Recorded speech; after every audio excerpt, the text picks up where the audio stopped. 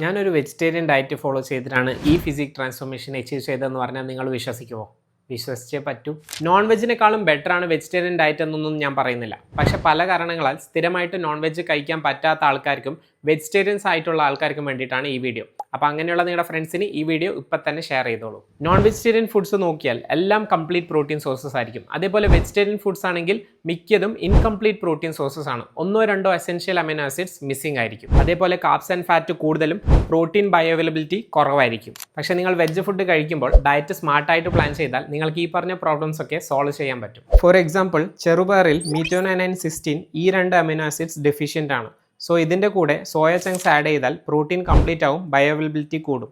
നിങ്ങൾക്ക് non vegetarian diet follow ചെയ്ത് കിട്ടുന്ന അതേ റിസൾട്ട്സ് വെജിറ്റേറിയൻ ഡയറ്റിലും കിട്ടും. കുറച്ച് എഫേർട്സ് കൂടുതലായിരിക്കും, അത്രയേ ഉള്ളൂ. സോ നിങ്ങൾക്ക് വെജിറ്റേറിയൻ ഫുഡ്സിനെ കുറിച്ചിട്ട് കൂടുതൽ ഡീറ്റെയിൽസ് വേണമെന്നുണ്ടെങ്കിൽ വെജ് എന്ന് കമൻറ്റ് ചെയ്താൽ ഞാനൊരു ഡീറ്റെയിൽഡ് യൂട്യൂബ് വീഡിയോ ചെയ്യാം.